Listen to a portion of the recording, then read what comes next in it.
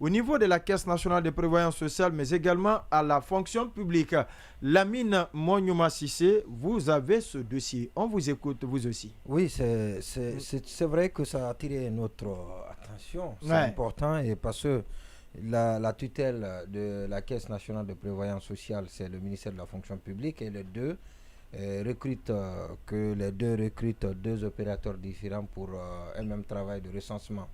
Et donc, tout est parti de ce contrat signé entre la Caisse nationale de prévoyance sociale et l'entreprise Tulip de Moutaga Keta. C'est un jeune Guinéen qui est dans l'innovation. Alors, le contrat, c'est 8,6 milliards de francs guinéens, tout TTC, toutes taxes confondues. Et 1,3 milliard de taxes payées par l'entreprise, donc ce qui reviendra à l'entreprise en valeur nette c'est 7,3 milliards, donc la taxe d'enregistrement aux impôts c'est 1,3 milliard. Alors aujourd'hui la livraison a été faite, il paraît le jeudi passé, selon les informations que j'ai pu avoir auprès des responsables de la caisse de prévoyance sociale. Alors de quoi il s'agit? La livraison de quoi? Des intrants? Justement, la livraison des bornes. Parce que ce dont il s'agit et ce qu'on doit livrer à la Caisse nationale de prévoyance sociale, c'est d'abord les bornes, les tablettes biométriques, biométriques médicales, donc biomédicales, mais en rapport avec la médecine, en rapport avec la technologie. D'accord, justement, e-médical, justement. Il y a les bracelets, et donc ce sont les intrants, les infrastructures à livrer à la Caisse nationale de prévoyance sociale. Et ça, l'objectif, c'est quoi? C'est d'éviter peut-être des doublons et l'existence des fictifs dans le fichier. Selon ce qui a été dit, je rapporte juste ce qui m'a été compté par la Caisse nationale de prévoyance sociale. Et parce qu'il se trouve qu'il y a des gens qui sont décédés, des retraités qui sont décédés, leurs représentants légaux également continuent et qui sont décédés. Et donc, depuis très longtemps, qui continuent à percevoir leur pension à la Caisse nationale de prévoyance sociale. Et donc, ils n'avaient aucune possibilité. Il y avait des recensements qui avaient été initiés et pareil. Donc, ça permet, justement, ça permet parce que c'est les empreintes. Les ayants droit ou les délégations, les délégués, les représentants légaux des ayants droit viendront prendre leur empreinte, mettre leur empreinte sur la borne là dont j'en parlais tout à l'heure. Et donc cette borne là, il y a deux types d'empreintes. Il y a l'empreinte pour l'enregistrement et l'empreinte pour la paie. C'est-à-dire que si vous mettez votre empreinte, la machine vous reconnaîtra que vous êtes dans la base de données et que vous avez droit à avoir votre pension, et puis une autre empreinte aussi pour vous payer. Donc ça c'est bien dit. C'est-à-dire que tel que cela nous a été raconté, c'est une très bonne chose, et parce que ça permet à l'État, ça peut permettre à l'État de mobiliser et de faire une économie sur les déperditions qu'il a eues dans ce service et dans bien d'autres services. Alors maintenant, j'ai interrogé comment s'est passé le mode de passation des marchés publics. On me dit que en matière de passation des marchés publics, quand vous avez le brevet, vous passez en entente directe. Donc vous faites une offre, et l'offre est validée par la direction nationale de la passation des marchés publics, et donc on vous fait signer le contrat, on vous attribue le contrat. Donc du côté de l'entreprise, on dit que l'offre a été sous-évaluée, et du côté de la caisse, on dit que c'est une offre qui est avantageuse. Qui n'a même pas sa raison d'être quand on sait qu'il y a le recensement biométrique au niveau de la fonction publique. Alors oui, le recensement biométrique, justement, fugace. Et ça c'est une catastrophe. Je vais vous expliquer, tout à l'heure. On finit d'abord avec ça. C'est une catastrophe.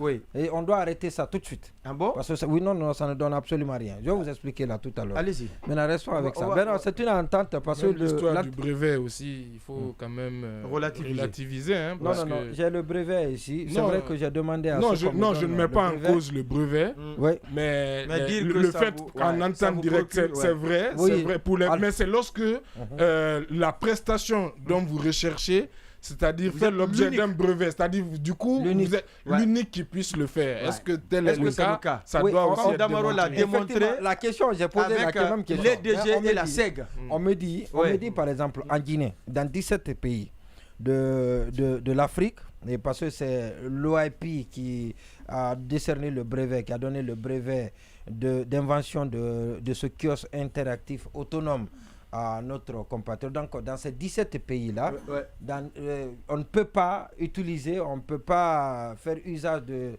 ce kiosque interactif autonome sans l'aval, sans faire recours, justement, sans l'aval de celui qui a le brevet qui est Tulip. Voilà, donc ça c'est important. Et il paraît que c'est ce que non, mais pour la même prestation, est-ce qu'il n'y a pas d'autres entreprises? Non, la question c'est que est-ce qu'il n'y a pas d'autres entreprises? La question c'est pour faire le recensement, est-ce que cette technologie est la seule? Est-ce qu'il y a une autre technologie à part les bornes? Il y en a bien d'autres. Voilà, non, il y en a bien d'autres. Ça c'est une bonne question. Et il y en a bien d'autres. Cette question reste posée. Est-ce que c'est la seule technologie? Est-ce que c'est... Non, c'est pas la seule. Est-ce que c'est le seul procédé? Il y a Fanny Bra qui fait aussi la même chose avec les cartes biométriques au niveau de... Maintenant, comme on parle de biomédical, peut-être ça va au-delà maintenant du simple enregistrement. Non, ça va au-delà du simple enregistrement, il paraît. Et biomédical, il y a une tablette, une caisse biomédicale, c'est-à-dire qu'il y a les médecins dans les différentes... Il y a les médecins dans les différents... Permettez-moi d'expliquer, c'est important. Oui, mais le temps aussi. Oui, mais alors, qu'on fasse en deux parties. Allez-y, je suis d'accord. Parce qu'il faut que les gens comprennent. C'est extrêmement important. C'est un dossier. On a pris du temps à comprendre. Et pour venir éclairer l'opinion. Justement de comprendre. Alors, justement, ce que vous avez dit, il y a biomédical, je ne l'ai pas expliqué. Et parce qu'il y a les médecins qui sont au service de la caisse de prévoyance pour l'évacuation des retraités. Et donc, cela permet aux médecins de réagir parce que c'est une boîte médicale donc qui contient tout.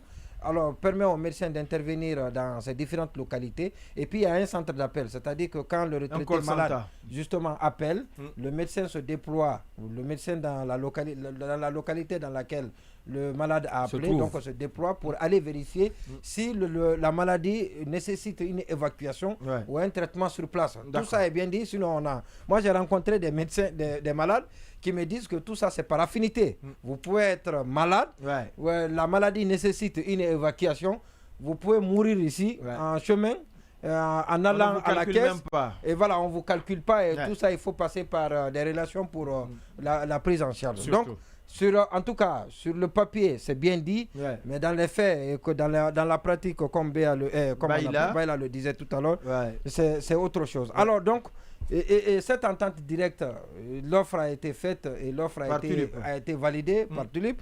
Donc le contrat a été signé. Comment tu peux dire que l'offre est donc sous-évaluée? Vous faites une offre, elle est valide et puis vous dites que vous l'avez sous-évaluée. Alors, mais il ne faut pas qu'on insulte les intelligences. C'est quand même extraordinaire. Muntaga doit comprendre qu'il n'est pas le seul qui est parti à l'école. Vous faites vous-même une offre, elle est validée. Et après, vous dites non, je l'ai sous-évalué. Mais il faut qu'il arrête. Bon sang de Dieu. Allez-y, Monument Sissi. C'est comme ça on trompe les gens. Allez-y. Alors, donc, justement, c'est ce qui a été fait. Alors, le contrat a été signé depuis le 5 septembre 2022. Mais c'est au mois d'avril qu'il a été notifié à l'entreprise de commencer par le ministre de la fonction publique. Et c'est pour ça, l'autre recensement nous a intéressés. Le FUGAS. Voilà, justement, c'est le ministre qui a autorisé à l'entreprise contractante de commencer parce que les fonds n'étaient pas disponibles. Et 30% auraient été payés à l'entreprise. Et puis lui dit que c'est sous-évalué. Voilà, qui a déjà livré. Et donc, il reste 70% à lui payer. Alors maintenant, avant de revenir encore à la caisse de prévoyance pour parler d'autre chose, de la gestion de Aminata très... Oui, mais il faut enchaîner avec ça. Le FUGAS peut attendre demain. Parce que c'est important de rester à la caisse de prévoyance. C'est très important. Allez-y. On laisse la catastrophe là, au lundi, qui est en train de se dérouler au ministère de la fonction publique. Si vous le permettez. Non, il n'y a pas de ça, je suis parfaitement d'accord avec vous. Parce que le président doit arrêter ça tout de suite là. D'accord. Voilà, c'est une catastrophe. Il y a l'argent qui coule à flot. Il y a des problèmes avec FUGAS. Continuent à nous dire que les offres qu'ils font, c'est des offres sous-évaluées. Je suis parfaitement d'accord. Il faut qu'ils arrêtent de se moquer. Il y a de grands soucis avec Fugass. Le département a eu quelle expertise et quel truc pour évaluer l'offre qui a été même la caisse de prévoyance. Est-ce que l'offre a été évaluée par une autre... Est-ce qu'il y a eu une autre contre-expertise? Alors, pas du tout. Alors, ce qu'on m'a dit, on a rappelé... Sous-évalué par rapport à qui ou par rapport à quoi? C'est ça la bonne question. Est-ce que c'est par rapport aux autres pays que la sous-évaluation est faite? Il faut comprendre aussi l'entrepreneur, même si en partie je suis tout à fait d'accord avec Condé, qu'il doit arrêter, même si on n'a pas suffisamment d'argent, mais on sait quand même compter. Vraiment, allez-y. Alors, au niveau de... Au-delà de cela, et de ce que j'ai rappelé tout à l'heure, ce contrat, il y a la gestion. J'ai rappelé tout à l'heure le cas de l'informaticien qui est très proche de Aminata. Et sûrement que vous êtes informé, Marwan, pour savoir que c'est de népotisme et pareil. Voilà, donc c'est ce qui se dit, ce qui se raconte dans les couloirs de la Caisse nationale de prévoyance sociale, et donc qui a été recruté, qui est payé à plus de 17 millions de francs guinéens de ses beaux-frères. Et vous savez pourquoi ça interpelle, même s'il en est capable, mais la façon de rayer celui qui était là, et cette autre façon de recruter celui qui est venu, et qui serait un proche de la dame, amène les gens justement à se poser la question sur la nature sa gestion. Voilà, c'est important. Et l'autre chose, c'est les gardiens, la sécurité. Et parce qu'il y a des militaires qui sont déployés. On nous parle également même des consultants. Des consultants militaires qui prennent... Je rappelle qu'on a fait l'enquête ensemble, vous et moi. Ce qui fait que vous en savez mieux autant que moi. Oui, allez-y, vous pouvez me rappeler parce que j'oublie quelque passages. C'est 15 millions. Voilà. Justement. Des militaires, des consultants, ses amis. Consultants par rapport à quoi? Non, ses amis avec lesquels il a fait le CNDD. Parce qu'il faut rappeler que Aminata faisait partie aussi du CNDD. Ensuite, elle a toujours évolué. De Moussa Dadis Camara, à l'intendance. D'accord. Elle a fait carrière à l'intendance. Donc, il y a 3 ou 4 de ses amis à l'intendance qui sont ses consultants, qui sont payés. Vous avez même leur bulletin de salaire qui perçoivent entre 15 et 17 millions. Et puis également des gardes qui ont des primes qui varient entre 1,5 million à 2,5 millions. Alors justement, la question c'est 17 millions, 15 à 17 millions pour des consultants, militaires. Pour quelle consultation? Voilà, pour quelle consultation justement. Et ça c'est important, et ce sont des questions, des bonnes questions qui méritent d'être posées. Que l'on se pose. Faut pas se poser des questions. Consultation, c'est comment manger notre argent. Le micro, Marwan. D'accord. On va revenir sur le Fugass, puisque vous dites que le chef de l'État doit arrêter le président de la transition, ou d'ailleurs on nous dit maintenant de dire le président de la République. À partir de lundi, on reviendra sur le Fugass et le dossier concernant l'autorité de régulation du secteur des jeux et pratiques assimilées. On suspend également pour la semaine prochaine parce qu'il y a encore à dire, autrement à boire et à manger dedans. Oui, qu'est-ce qu'on peut dire après l'exposition de Boubacar Sansobari et de Monument Sissé rapidement? Oui, moi je pense que vous n'êtes pas surpris? Non, pas du tout. Pas du tout. Vous savez, c'est en quelque sorte une nomenclature. Vous savez, c'est des gens qui se protègent. Vous voulez nous ramener à la Russie? À la Russie des années 80. Non, à l'Union soviétique. À l'Union soviétique des années 80. Donc, vous savez, l'URSS. La glorieuse. Voilà. Donc, je pense que ce genre de protectionnisme dans les affaires de l'État doivent cesser. Aminata devrait quand même se souvenir que ce pays... aujourd'hui, tout ce qui rattrape les anciens, c'est parce qu'il y a eu cette façon de gérer. Et je pense qu'elle se fait du mal et elle oublie qu'aujourd'hui, la gestion finit toujours par rattraper. Sinon, beaucoup d'entre eux ne seraient pas à leur place si il n'y avait pas ce principe de redevabilité, s'il n'y avait pas ce principe de rendre compte devant l'histoire. Mais elle doit retenir quand même que tout ce qui est en train d'être fait, c'est parce qu'il y a des gens au sein de cette boîte qui ne partagent pas sa façon de faire. Sinon, je ne comprends pas qu'elle puisse encore entretenir des amis, des collègues militaires à elle, juste parce qu'ils ont servi un régime sous le CNRD. Mais je pense qu'elle fait à l'image du colonel. Vous savez, il faut voir le colonel lui-même. Il a pris tous ses amis illettrés. C'est comme le gars le casseur des maisons là, du patrimoine bâti public. Aujourd'hui, on s'est rencontré dans un immeuble. Il faut le voir marcher c'est même insolent sa façon de c'est arrogant. C'est arrogant. Au fait, je me dis... Le directeur général du patrimoine bâti, c'est comme Ouattara ou quoi là. Traoré. Mais à le voir même sous le truc... C'est pas Dessous Condé. Dessous. Bon, je ne sais même pas, mais c'est monsieur imbu de sa personne, arrogant. Et puis, il faut le voir comment... Mais tout ça, je dis que Aminata, elle emboîte le pas au colonel. Le colonel n'a fait que nommer ses amis de Serré. Il faut voir aujourd'hui les postes de directeur. Vous avez vu même des gens, des artérophiles, des gens qui ne sont jamais allés, qui n'ont jamais été à l'école, aujourd'hui qui sont quand même promis à des niveaux, à des postes de responsabilité. Je pense que le mal, il est au sommet. Le premier grand problème de notre pays, c'est le colonel, parce que c'est lui qui a prouvé que d'abord, avant la nation, ce sont ses amis, ce sont ses copains. Beaucoup d'entre eux se sont retrouvés ministres aujourd'hui, malheureusement. C'est ce qui explique on reviendra sur ce cas également, puisqu'on nous parle régulièrement des remaniements ministériels qui n'interviennent pas. Qu'est-ce qui fait que la main du colonel est devenue très lourde maintenant? Qu'est-ce qui s'est passé entre-temps? Ça devient de plus en plus lourd. Très lourde. Oui, sans se barrer, en 2 minutes. Elle était déjà lourde, elle est devenue encore plus lourde. Je pense que ces derniers temps, on a entendu beaucoup de discours sur le fond de procès des démocratures. Il faut aussi faire un procès des transitions. Parce que pour moi, ce que nous entendons là peut être un facteur de justification de la multiplicité des coups d'État. Si les militaires qui ne font absolument rien peuvent se taper un tel montant, je peux vous dire que dans 10 ans, peut-être dans moins de 10 ans, surtout que d'autres les observent, oui, de prendre le pouvoir, parce qu'en période normale où certaines règles sont établies, les gens ne peuvent pas s'offrir ça. Donc, et aujourd'hui, quand vous prenez toute la hiérarchie militaire, ce que les gens ont aujourd'hui, c'est pas évident de rester dans les casernes et de renoncer à ça dans plusieurs années. Et ça, aussi longtemps que nos transitions ne seront pas régies d'une certaine façon, on crée les conditions de répétition de manière indéfinie les coups d'État. Oui. Baïla, très rapidement. Oui, en fait, moi, déjà sur l'aspect, effectivement, mis à part la petite nuance que j'apporte sur la question de savoir effectivement est-ce que cette technologie est la seule elle est particulière. Elle est particulière.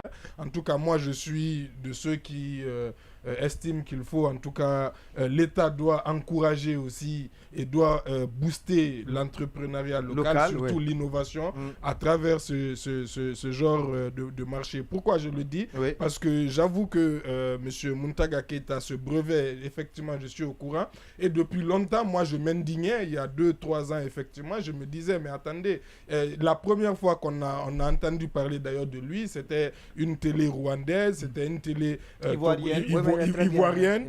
Et c'est ce qu'il proposait, ça pouvait être vraiment très efficace, même pour l'état civil, je me rappelle, auprès des mairies, pour l'enregistrement. Et je me disais que, ne serait-ce que pour l'accompagner, on devait lui en acheter quelques bornes pour pouvoir. Donc, de ce point de vue-là, je suis satisfait. Cependant, encore faut-il aussi dire que c'est un couteau à double tranchant. On a vu ces derniers temps, justement, aussi celle qui avait créé l'entreprise Kunfabo pour les téléphones se plaindre que l'État finalement n'a pas payé sa commande et elle a mis la clé sous la porte. Donc, il y a aussi les risques de travailler avec l'État et les risques de paiement. Et puis, justement, lorsque les conditions de passation aussi des marchés ne sont pas totalement transparentes, les risques sont aussi... Surtout en termes de réputation aussi.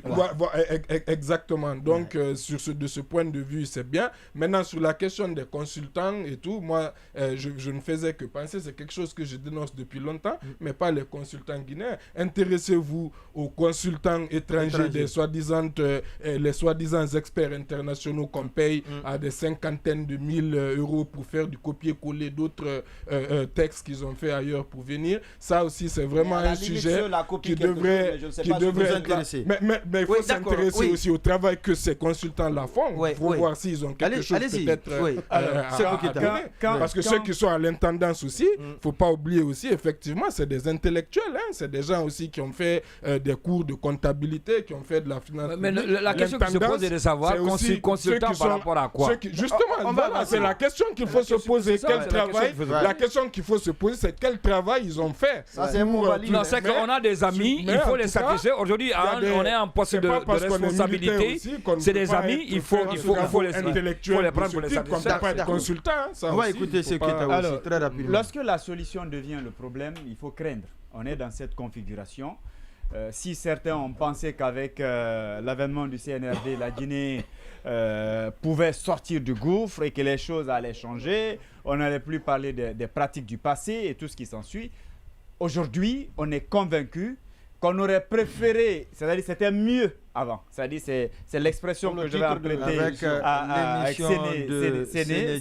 C'était mieux avant, c'est ça la vérité. C'est vrai que lorsque vous vous battez avec les gens, vous avez le pouvoir, dans une certaine mesure, il y a le partage de gâteaux, mais il faut affecter les gens quand même, comme le dirait l'autre, à des postes où ils causeront moins de dégâts. On a contenté les gens, on a décapité l'administration, et aujourd'hui, le résultat partait au niveau des différents départements. Soit c'est le directeur qui, malgré tout le personnel, qui a une équipe parallèle, où vous voyez un ministre qui dit à son chef de cabinet... cela lui est reproché aussi, à la caisse de prévoyance sociale. C'est ce qui se passe. Il y a une équipe parallèle qui travaille. Oui, et puis il y en a qui se tapent directement la poitrine pour dire, moi, même des blogueurs sur les réseaux traite sociaux. directement avec... Bien évidemment. On a l'impression que même les blogueurs, là, il y a une ligne. Puisqu'il est déjà en ligne, on va écouter Ndoye aussi, avant d'aller avec... Ce que je ne comprends pas. Pendant ce temps, vous allez voir, il y a des départements ministériels, il y a des entités qui disposent de l'argent. C'est-à-dire qu'il y a le budget de fonctionnement, mais dont ils ne n'osent pas toucher parce qu'on sait que la CRIEF, c'est-à-dire que c'est tellement lourd pour faire le décaissement, pour faire face, n'est-ce pas, à certains investissements, parce que vous avez peur d'être épinglé, parce que vous avez peur qu'on vous envoie en prison, parce que vous avez peur, parce qu'il y a la CRIEF. Pendant ce temps, il y a ce cercle restreint. Je veux parler du CNRD avec le gros bonnet, ceux qui sont en tout cas le cercle restreint, qui peuvent se permettre de faire tout ce qu'ils veulent faire sans pour autant être inquiétés. Vous prenez là-dedans, par exemple, ce qui se passe au niveau de la caisse de prévoyance. On parlait du cas de du cas du CNT. Vous prenez encore d'autres entités, en tout cas, qui sont autour de la présidente de la République. Les gens, ils peuvent se permettre quand même de faire ce qu'ils veulent, de se beurrer sans pour autant être inquiétés parce qu'eux, ils sont dans le cercle restreint. Et pendant ce temps, les autres, ils sont là, ça ne fonctionne pas, tout est grippé parce qu'ils ont peur de toucher. Maintenant, en ce qui concerne le cas des consultants, je pense qu'il ne faut pas qu'on se trompe ici. Moi, c'est une question de deal. Vous êtes aujourd'hui à un poste de responsabilité, vous êtes chef, vous êtes une autorité, vous dites écoutez, c'est des gens que j'ai connus de par le passé, on a galéré ensemble 20 ans, 30 ans, il faut leur trouver des opportunités, puisque vous ne pouvez pas peut-être voler ou pas encore prendre de vos poches, leur donner, il faut leur trouver un couloir des opportunités, c'est aussi simple que ça. Sinon, on se pose là, mais c'est ça. Et connaissant bien sûr la position de Dame Aminata Diallo, qui n'est pas en tout cas qui n'est pas n'importe qui. Lorsqu'on parle du CNRD, peut-être qu'elle peut le faire sans pour être inquiétée. D'où encore je me pose la question avec ce cercle vicieux. Je rejoins Sebou quand même qui dit que vraiment c'était mieux avant. Parce que tout ce qu'on a reproché au pouvoir précédent,